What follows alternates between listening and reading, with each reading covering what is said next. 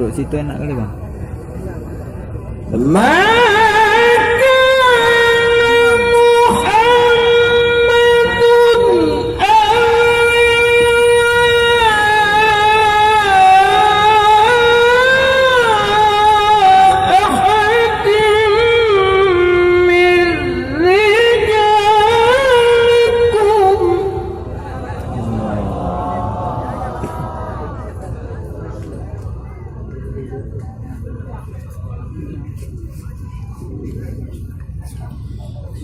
ولكن رسول الله وخاتم النبيين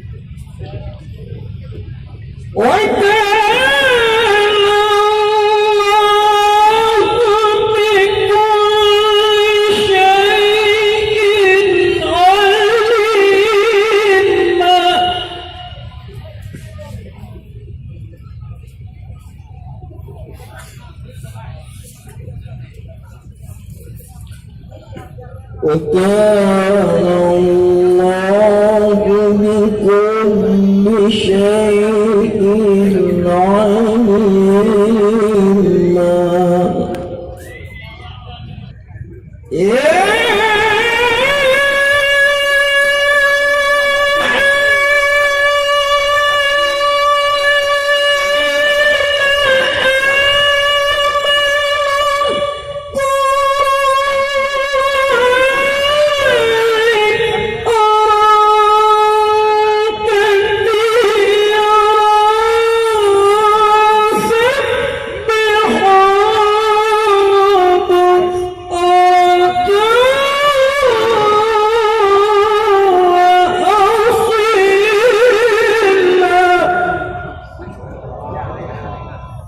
Segala hormat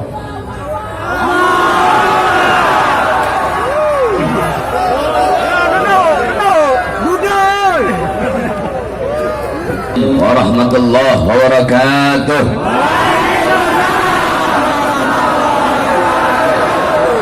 Bismillah wassalatu wassalam ala rasulillah Muhammad ibn Abdullah wa ala alihi wa sahbihi wa man walah. Wa ba'd. Yang saya cintai, yang saya muliakan para alim ulama, para habaib, para kiai, para asatid, para tuan-tuan guru, para tokoh masyarakat, para aparat pemerintah, wabil khusus segenap para pimpinan 20 Majelis Taklim Gabungan Kota Langsa. Yang saya cintai, yang saya muliakan segenap panitia peringatan Maulid Nabi besar Muhammad. Yang saya cintai, yang saya muliakan Bapak Wali Kota Kota Langsa beserta seluruh para hadirin hadirat, bapak-bapak, ibu-ibu, khususnya para pemuda-pemudi sekalian, umat baginda Nabi besar Muhammad yang selalu dimuliakan oleh Allah Subhanahu wa taala. Saudara-saudara sekalian yang dimuliakan oleh Allah, alhamdulillah, segala puji dan syukur kehadirat Allah Subhanahu wa taala. Dialah Allah Subhanahu wa taala yang maha besar, yang besar selain Allah kecil. Dialah Allah Subhanahu wa taala yang maha kaya, yang kaya selain Allah miskin. Dialah Allah yang maha kuat, yang maha perkasa, yang kuat, yang perkasa selain Allah lemah. Dialah Allah yang maha melihat, yang melihat selain Allah buta terhadap warna-warna yang tersembunyi, buta terhadap warna-warna yang jauh. Dialah Allah yang maha mendengar, yang mendengar selain Allah tuli terhadap suara-suara yang jauh dan suara-suara yang dekat akan menulikannya. Dialah Allah subhanahu wa ta'ala yang dimana walaupun seluruh makhluk berbuat baik tidak akan menambahkan sedikit pun keagungan di sisinya, dan walaupun seluruh makhluk berbuat dosa tidak akan mengurangi sedikit pun keagungan di sisinya.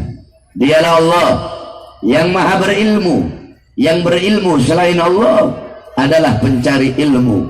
Dialah Allah yang maha tahu, yang tahu selain Allah adalah pencari pengetahuan. Dialah Allah yang maha hidup, yang hidup selain Allah pasti akan tiada, pasti akan mati. Yang wujud selain Allah pasti akan hancur, pasti akan binasa. Dialah Allah yang maha berkuasa, yang berkuasa selain Allah kadang berkuasa dan kadang tidak berkuasa. Dialah Allah yang dimana pada malam hari yang mulia ini Allah subhanahu wa ta'ala memilih kita dari sebagian banyak hamba-hambanya. Allah pilih kita sebagai hamba-hamba yang menyambut dengan gembira hari lahirnya kekasihnya, yaitu baginda Nabi besar Muhammad sallallahu alaihi wasallam. Saudara-saudara sekalian yang dimuliakan oleh Allah, kita duduk di ini majlis dalam rangka menyambut maulid Nabi besar Muhammad sallallahu alaihi wasallam. Saya kagum dengan orang-orang yang ada di Langsa. Daerah-daerah lain belum bikin acara maulid karena ini masih bulan Safar. Daerah-daerah lain bikin maulid biasanya masuk bulan Rabiul Awal. Biasanya kalau masih Muharram sama Safar, daerah-daerah lain itu bikin acaranya acara Muharram. Tapi ini orang Langsa, orang Aceh luar biasa. Belum masuk bulan maulid tapi sudah bergembira terlebih dahulu dengan lahirnya baginda Nabi besar Muhammad sallallahu alaihi wasallam. Maka saya berikan penghormatan yang sangat besar kepada seluruh masyarakat Langsa, khususnya para panitia yang telah dengan begitu luar biasanya, dengan begitu semangatnya memperingati acara maulid baginda Nabi besar Muhammad sallallahu alaihi wasallam. Saudara-saudara sekalian yang dimuliakan oleh Allah subhanahu wa ta'ala, di dalam kitab Khawashi Syarwani adalah kitab daripada Al-Imam Asy-Syarwani. Itu adalah hasyiah daripada kitab Tuhfatul Muhtaj Al-Imam Ibnu Hajar Al-Haytami. Kitab Tuhfatul Muhtaj Al-Imam Ibnu Hajar Al-Haytami adalah syarah daripada kitab Matan Minhajut Talibin Al-Imam An-Nawawi. Dari kitab Minhaj itu kitab Imam Nawawi disyarahkan sama Imam Ibnu Hajar Al-Haytami, diberi nama kitab Tuhfatul Muhtaj. Kemudian disyarahkan dengan lebih jelas, namanya Khasyiah. Oleh siapa? Oleh Al-Imam Asy-Syarwani. Di situ di dalam Khawashi Syarwani dijelaskan bahwasanya inna afdalal layali huwa lailatul maulidis syarif, thumma lailatul qadar, thumma lailatul jum'ah. Dikatakan oleh beliau bahwasanya paling utamanya malam yang paling utama, malam yang paling agung, malam yang paling mulia dari seluruh malam-malam yang ada. Malam yang paling mulia adalah malam kelahiran baginda Nabi besar Muhammad. Setelah malam kelahiran Nabi baru malam Lailatul Qadar. Setelah malam Lailatul Qadar baru malam Jumat. Pertanyaannya, kenapa malam lahirnya Nabi lebih utama daripada Lailatul Qadar? Padahal Lailatul Qadar malam turunnya malaikat, malam turunnya Al-Quran, malam yang lebih utama dari 1000 bulan. Tapi kenapa malam kelahiran Nabi lebih mulia daripada Lailatul Qadar? Al-Imam Al-Qastallani radhiyallahu anhu dalam kitabnya Al-Mawahib Al-Laduniyah, beliau berkata, malam Maulid lebih utama daripada Lailatul Qadar karena 3 perkara. Apa 3 perkara itu? Yang pertama, malam Lailatul Qadar adalah malam turunnya malaikat, sedangkan malam Maulid adalah malam lahirnya, malam turunnya Nabi Muhammad sallallahu alaihi wasallam. Yang kedua, malam Lailatul Qadar adalah anugerah yang Allah berikan kepada Nabi Muhammad, sedangkan malam Maulid adalah malam lahirnya seseorang yang diberikan anugerah tersebut. Berarti kalau bukan karena lahirnya Nabi, tidak akan ada Lailatul Qadar. Yang ketiga, Lailatul Qadar adalah karunia dan rahmat Allah bagi umat Nabi Muhammad saja, bukan untuk umat-umat yang lain. Sedangkan lahirnya Nabi itu adalah rahmat Allah, karunia Allah, bukan hanya untuk umat Nabi saja, tetapi untuk seluruh alam semesta. Makanya malam Maulid lebih utama daripada Lailatul Qadar. Sebagaimana Abuya Al-Imam Sayyid Al-Habib Muhammad bin Alwi Al-Maliki Al-Hasani rahimahullah, beliau pernah menukil perkataan daripada Al-Imam Sayyid Muhammad Amin Qutbi. Sayyid Muhammad Amin Qutbi, beliau berkata, ya Lailatul Itsnain madza safahat, wahai malam Senin, apa yang telah menyapamu? Wahai malam Senin, apa yang telah menyapamu? Kau begitu mulia, kau begitu agung, kau begitu wangi, kau begitu sempurna. Wahai malam Senin, apa yang telah menyapamu sehingga kau menjadi mulia, menjadi agung, menjadi sempurna? Wahai malam Senin, engkau menjadi mulia, engkau menjadi sempurna, sehingga berawal dari mula hari-hari yang mulia dalam Islam. Kenapa? Karena pada mula lahir makhluk yang mulia, yaitu baginda Nabi besar Muhammad sallallahu alaihi wasallam. Saudara-saudara, kalau bukan karena maulidnya Nabi, maka tidak akan ada hari-hari yang mulia dalam Islam.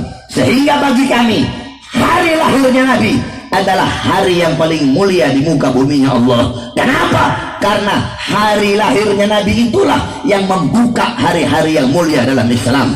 Kalau bukan karena maulidnya Nabi, tidak akan ada Lailatul Qadar, tidak akan ada Fathul Makkah, tidak akan ada Ramadan Islam, tidak akan ada iman, tidak akan ada apa-apa kalau bukan diawali daripada hari lahirnya baginda Nabi besar Muhammad sallallahu alaihi wasallam.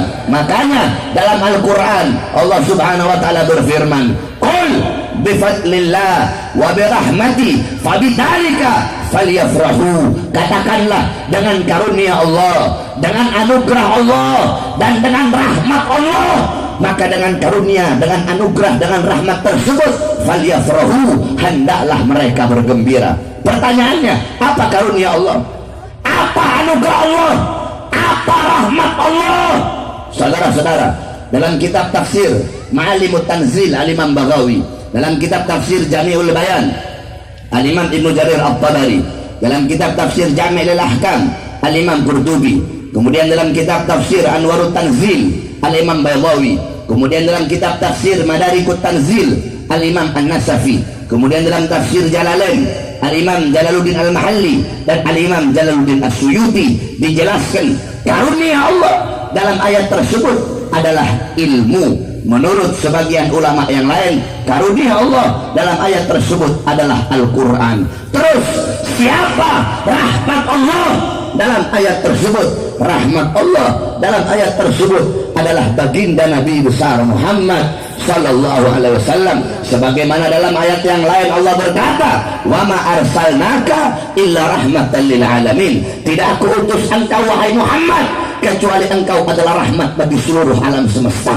Maka dengan adanya Al-Quran, dengan adanya ilmu sebagai karunia Allah, dan dengan adanya Nabi Muhammad, dengan lahirnya Nabi Muhammad sebagai rahmat Allah, maka hendaklah kita bergembira. Saudara-saudara, Al-Imam Ibn Abbas, beliau pernah bermimpi berjumpa dengan Abu Lahab. Di dalam mimpinya, Abu Lahab disiksa di dalam neraka.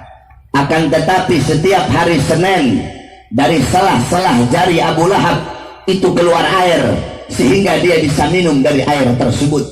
Maka Ibn Abbas bertanya, "Wahai Abu Lahab, Kenapa Allah ringankan azab dan siksamu setiap hari Senin dari selah-selah jarimu keluar air? Apa kata Abu Lahab? Ya, Allah ringankan azab dan siksaku setiap hari Senin. Kenapa? Karena aku pernah bergembira dengan lahirnya Muhammad. Ketika itu aku punya budak namanya Suwaibah. Suwaibah datang membawa kabar kelahiran Muhammad. Ketika mendengar ponakanku lahir, aku sangat senang, aku sangat gembira. Saking senangnya aku, saking gembiranya aku merdekakan Suwaibah. Karena aku memerdekakan Suwaibah, karena dia membawa kabar kelahiran Muhammad, karena kegembiraan, kesenanganku sesaat atas lahirnya Muhammad, karena inilah Allah ringankan azab dan siksaku setiap hari Senin. Saudara-saudara, itu Abu Lahab yang mati dalam keadaan kafir, tetapi Allah ringankan azab dan siksa setiap hari Senin karena bergembira dengan lahirnya Rasulullah. Maka bagaimana dengan kita, umat Nabi, kalau kita bergembira seumur hidupnya kita dengan lahirnya baginda Nabi besar Muhammad sallallahu alaihi wasallam? Saudara-saudara, di hari lahirnya Nabi, seluruh alam semesta bergembira di lahirnya pada hari lahirnya Nabi Muhammad. Para malaikat bergembira di hari lahirnya Nabi. Para bidadari berdandan, bidadari yang sudah cantik, mereka lebih mempercantik dirinya menyambut kelahiran Rasulullah. Para wildan, mereka menggelarkan permadani, menggelarkan intan permata untuk menyambut kelahiran Nabi Muhammad. Binatang-binatang, tumbuh-tumbuhan, seluruhnya bergembira dengan lahirnya Nabi, illa iblis, kecuali iblis. Iblis di hari lahirnya Nabi, dia berteriak sekencang-kencangnya. Tidak pernah iblis berteriak begitu kencang selain di hari lahirnya Nabi Muhammad. Kenapa iblis berteriak? Kenapa iblis menangis? Karena dia tahu musuh terbesarnya telah lahir, yaitu baginda Nabi besar Muhammad sallallahu alaihi wasallam. Oleh karenanya, saudara-saudara sekalian yang dimuliakan oleh Allah, kita duduk pada malam hari yang mulia ini bergembira dengan lahirnya Nabi. Tadi dibacakan maulid Nabi Muhammad. Inti daripada maulid yaitu diceritakan sejarah Nabi Muhammad. Inti daripada maulid yaitu mengagungkan dan memuliakan hari kelahiran Nabi Muhammad. Ketahuilah saudara-saudara, sebelum kalian duduk di sini untuk bergembira dengan lahirnya Nabi, untuk mengagungkan, untuk memuliakan kelahiran Nabi, telah ada satu zat yang lebih dahulu memuliakan dan mengagungkan kelahiran Nabi Muhammad. Saudara-saudara, suara-suara kalian yang akan menentukan besok baik buruknya Indonesia.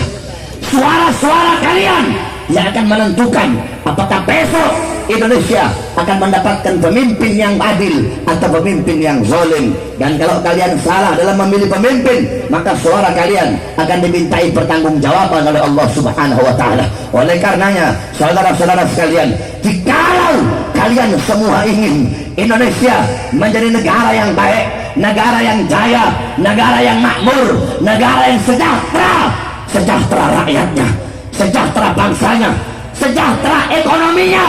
Jikalau kalian ingin Indonesia menjadi negara yang tidak menyerahkan sejengkal tanahnya pun kepada negara-negara asing, menjadi negara yang dimana tidak membiarkan perusahaan-perusahaan asing merampok, mencuri kekayaan alamnya.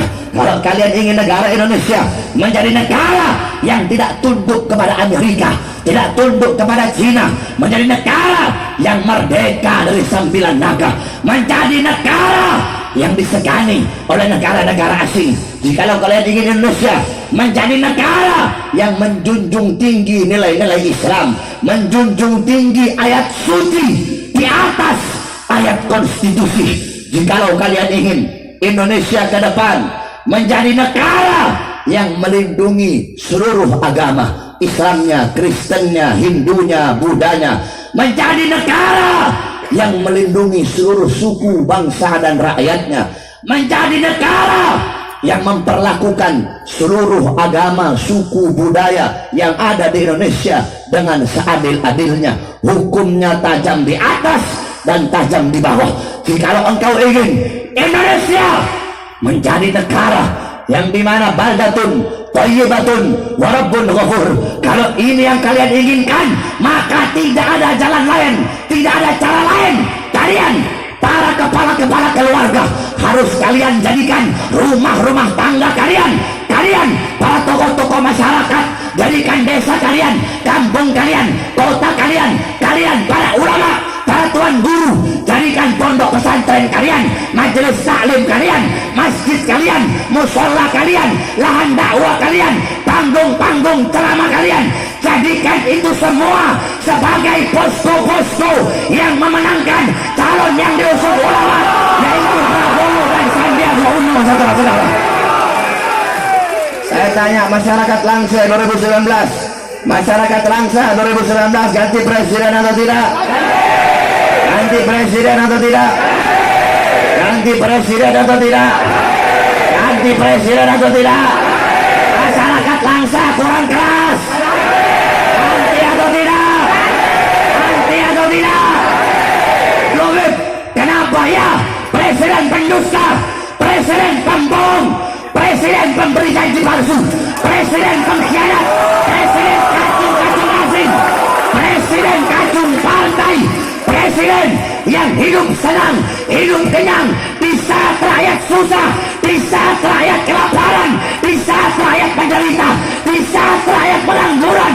Presiden seperti itu harus diganti dengan presiden yang lebih baik. Saudara-saudara, Allahu Akbar, Allahu Akbar, Allahu Akbar. Saudara-saudara, sebelum jadi presiden keluar masuk gorong-gorong, sebelum jadi presiden itu makalah daripada Al-Imam Abu Aswad Ad-Du'ali. Masyarakat Langsa tahu siapa Abu Aswad Ad-Du'ali? Siapa? Abu Aswad Ad-Du'ali itu pengarang ilmu nahwu. Al-Imam Abu Aswad Ad-Du'ali, beliau pernah berkata, apa kata beliau? Al-muluk hukamun 'alan nas. Para raja, para penguasa, para pemerintah, polisi, tentara, RT, RW, lurah, camat, bupati, wali kota, gubernur, menteri, presiden, mereka yang mengatur negara, mengatur masyarakat, mengatur rakyat. Terus siapa yang mengatur mereka? Al-ulama hukamun 'alal muluk. Para ulama, para ustaz, para kiai, para tuan-tuan guru, mereka lah yang bisa mengatur para pemerintah dan para penguasa. Saudara-saudara, jadi yang namanya kiai, yang namanya ulama itu ngatur pemerintah, bukan ulamanya diatur sama pejabat. Saudara-saudara, yang namanya tuan guru itu, yang namanya kiai itu ngatur pejabat, bukan diatur sama pejabat. Yang namanya kiai ngatur presiden, bukan diatur sama presiden, bukan. Sampai-sampai dijelaskan, khiyarul muluk allazina ya'tunal ulama. Sebaik-baik raja, sebaik-baik penguasa adalah para raja, para penguasa yang mendatangi para ulama. Sebaliknya, wasyirarul ulama, seburuk-buruknya ulama, sebejat-bejatnya ulama, allazina ya'tunal umara, adalah para ulama yang mendatangi para penguasa. Ulama yang mendatangi pejabat bihaqi yatlubud dunya, dengan tujuan mencari dunia, cari harta, cari pangkat, cari jabatan, cari kursi, cari kekuasaan. Mereka yang seharusnya masuk dalam pemerintahan untuk menasihati para ulama, apa untuk menasihati para pemerintah, untuk menasihati para kiai, apa untuk menasihati para presiden, untuk menasihati para pemerintah, tetapi mereka masuk ke dalam lingkungan tersebut malah ikut-ikutan kotor, malah ikut-ikutan sebagaimana mereka allazi yaj'alu ilmahu tabi'an li ra'yil muluk. Mereka para ulama yang menjadikan ilmunya untuk mengikuti kemauan para penguasa. Penguasa bilang A, mereka akan cari-cari dalil, padahal mereka tahu ini A salah, A ini salah. tetapi mereka akan cari dalil. Untuk apa? Untuk membenarkan yang salah daripada penguasa, untuk menghalalkan yang haram daripada yang salah tersebut, untuk menghakkan yang batil daripada penguasa tersebut. Oleh karenanya, intinya besok pada 2019 hanya ada dua pilihan, saudara-saudara.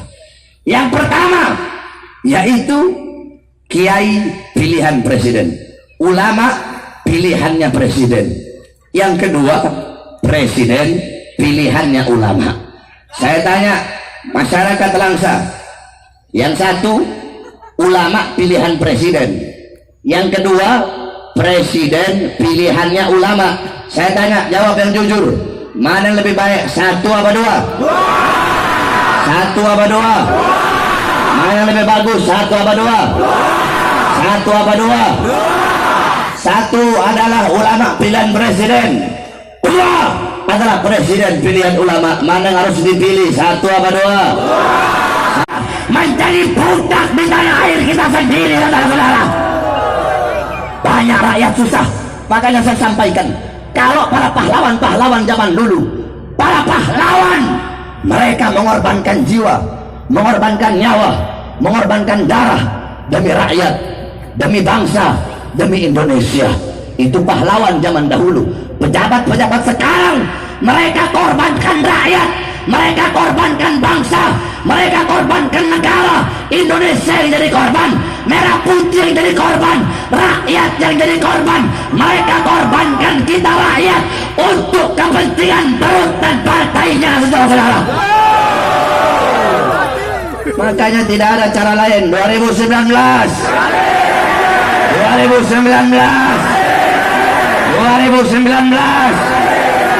saya tanya masyarakat Aceh, khususnya masyarakat Langsa, 2019 mau pilih Jokowi apa tidak?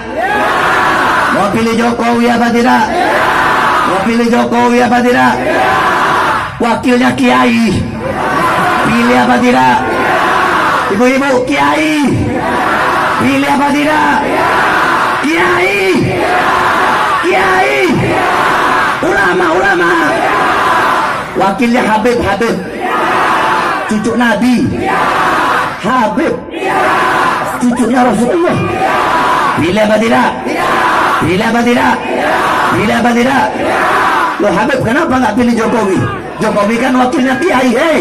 Siapapun wakilnya, siapapun, setinggi apapun ilmunya, mau ustaz, mau kiai, mau tuan guru, mau syekh, mau abuya, semulia apapun garis keturunannya, semulia apapun nasabnya, mau habib, mau sayyid, mau syarif, kalau mereka diusung oleh partai-partai pendukung penista agama, maka kita sebagai umat harus kita tenggelamkan.